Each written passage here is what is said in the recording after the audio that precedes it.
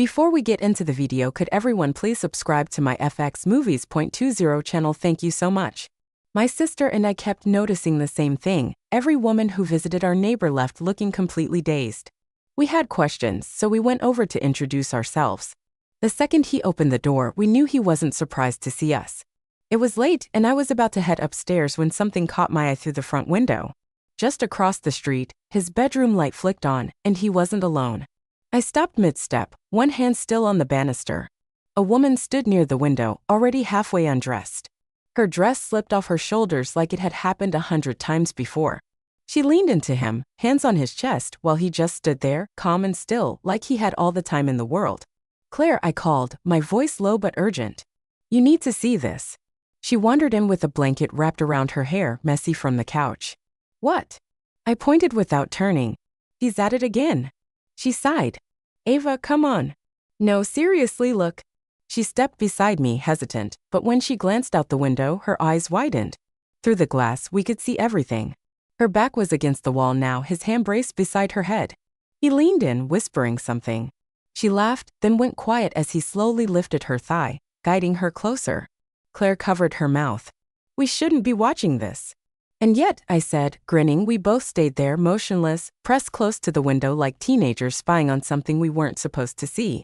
He moved slowly, like he'd done this 1,000 times, like her reactions didn't surprise him anymore. She clung to him, her head rolling back, her legs shaky before she even moved. When he turned her around, she held the window frame like it was the only thing keeping her steady. "Claire, is that the same girl from last week?" "Nope," I said. "That's a new one. 5th, maybe 6th this month." Claire shook her head, but her eyes didn't leave the window. "That's insane."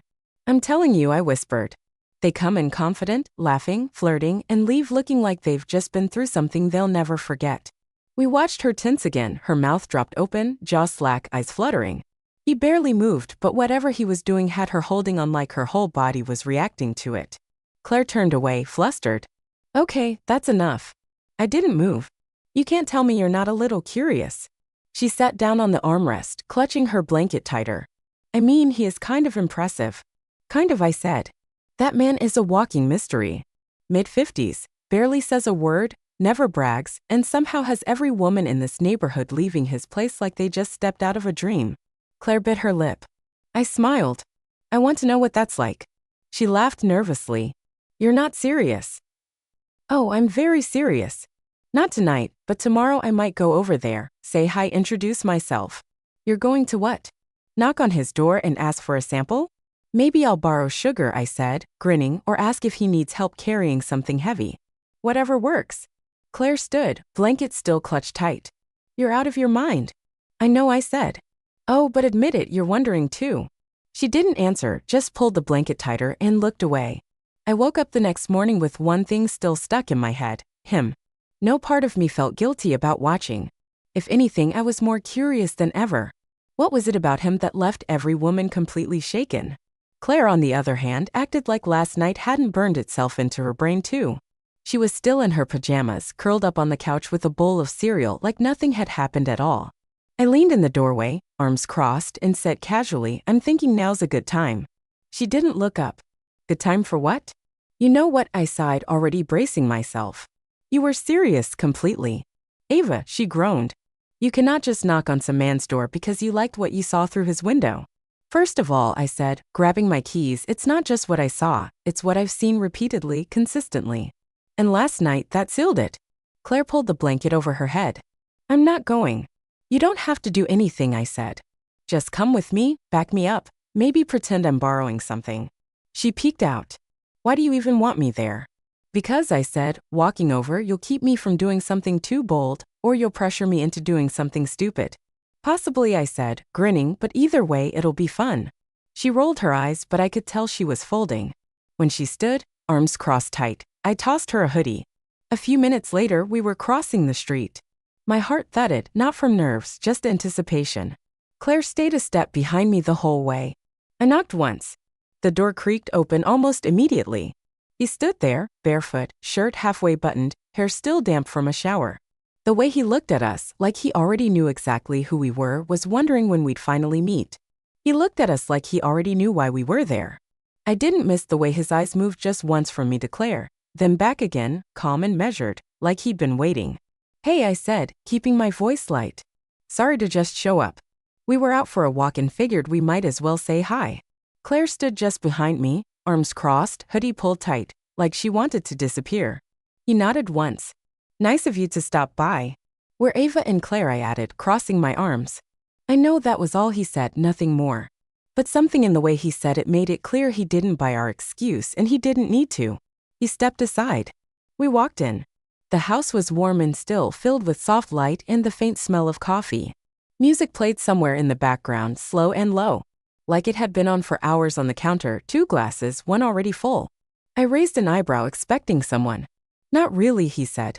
"Just figured I might have company." I shot Claire a look. She pretended not to notice. He handed me the glass. I took it without hesitation. Claire hovered near the door, still unsure, still quiet. "You're not what I pictured," I said, taking a small sip. "Neither are you," he smirked. "And what did you picture?" His tone didn't change. People who watch that closely usually avoid eye contact. The next day, Claire flinched. "I didn't. You saw us." "It's a window," he said, "not a one-way mirror." I laughed, quiet and sharp.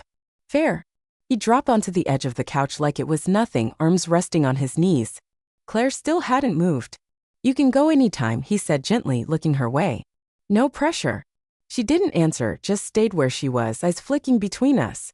I leaned on the back of the couch, facing him. "You get a lot of fake excuses at your door?" He looked up at me and smiled, calm and sure. "I leave the window open for a reason." I didn't back away. I got closer. I leaned against him, one leg draped casually across his lap, fingers resting lightly on his shoulder. He didn't move, just let his hand settle on my thigh like he'd been expecting me. Claire's voice cut through the quiet. "You're actually doing this?" I looked over at her, still standing near the door. "You act like I dragged you here." "You kind of did." "Then go," I said simply, "or stay and admit you're not just here for me." She shook her head. "He's a stranger, Ava. Number one, he's the man who's had every woman in this neighborhood leaving his house like they forgot what year it was, including the one we watched last night." He raised an eyebrow just slightly. "I try to make sure they don't forget me." Claire flinched at that, but her eyes stayed locked on his. I stood up slowly, walked over, and took her hand. She froze. I felt her pulse jump under my finger. "You don't have to do anything," I said quietly, "but don't lie to yourself either." Then I guided her forward, step by step, right in front of him. He looked up at her, calm, steady, unreadable, then leaned in and kissed her. Claire let out a shaky breath when his mouth touched hers, but after a heartbeat, she pulled back, her face flushed. I didn't hesitate. I stepped in, brushing past her, and kissed him with full intent, no guessing, no pause. I made it clear what I wanted. His hands moved to my hips, steady and deliberate. When I leaned back, neither of us said a word. I reached for the hem of my dress, and he mirrored me. We slipped out of them like it wasn't the first time we'd done this with someone. Then I moved closer, hands still resting on him. His breathing shifted. I took my time, tracking every change in his body, the way his shoulders tightened, how his grip tensed slightly against the cushion. I wanted to feel everything he was holding back. Behind me, something changed. He looked past me and offered a hand. Claire stood there still, holding her dress like a shield, hovering between stepping forward and walking out. He didn't say a word, just nodded. CLA moved toward us, slow and cautious, but not resisting. He kissed her again softly. This time she didn't pull away. His hand slid behind her neck, grounding her, while his other hand helped ease the dress from her shoulders. It dropped without a sound, and her breath followed. I kept going, letting the rhythm guide me. CLA joined me on the floor, still hesitant, until he touched her cheek, guiding her with calm certainty. Our hands brushed briefly, both of us focused on the same purpose. She was slower, more tentative, but growing bolder with each movement. When his head tipped back slightly, I knew we were making progress. Then he spoke, voice low and steady, "Both of you up." We stood together. He slid further into the couch, arms resting wide. I climbed onto the cushions, straddling him slowly, and shifted until I was exactly where I needed to be. The moment his lips met my skin, my grip tightened. His movements were deliberate, focused, unrushed, endlessly skilled. I tilted my head back, breathing through it. CLA lowered herself again, and I glanced down as she picked up where I'd left off. Her hands found their rhythm, growing more confident as I guided her gently. We moved together with shared purpose. His attention didn't falter, Every motion built on the last, sending waves through my legs, tightening everything in me. My balance wavered, but I didn't want him to stop, not when he was this close to undoing me. Then CLA inhaled sharply. He touched her, encouraging her up. She stood and let him guide her into his lap. His hands steadied her at the waist. I stepped back, brushing a hand along her spine as she settled above him. She closed her eyes and let gravity do the rest. She shifted slowly, adjusting with each motion. His hands supported her, one at her back, the other bracing her hips. Her breath turned uneven, her focus locked on him. She leaned in, gripping his shoulders for balance as her movements grew stronger. Then her body tensed. Her head fell against him, her back arching just enough to show us everything we needed to know. She didn't speak, she didn't need to. He held her a moment longer, then stood with her in his arms and carried her to the cushions, lowering her with care. Then he turned to me. I was already ready, facing away, breath already shallow. He stepped behind me and took hold, guiding us into a rhythm that took over without hesitation. His hands were sure, his pace steady but firm.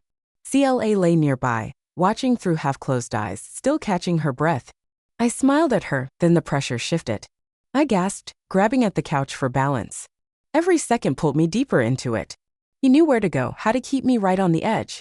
When he angled just right, my back arched and everything inside surged forward. It hit fast and clean, shaking through me. I leaned forward, eyes shut, barely together by the pace he kept. Still, he didn't slow down. If anything, he was just getting started.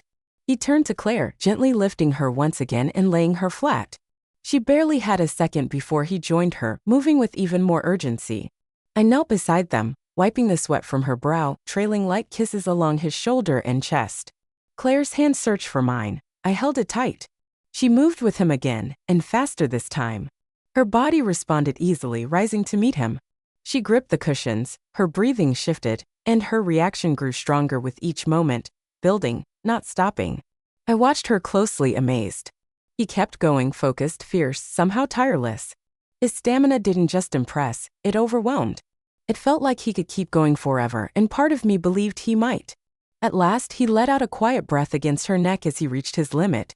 Claire lay completely still, chest heaving. I curled up beside them, brushing strands of hair from her forehead, my own body still buzzing. Then I leaned closer and whispered with a grin, "Still think it was a bad idea? Before you leave, tell me, if two sisters showed up at your door like that, what would you have done? Be honest, drop it in the comments, I want to know.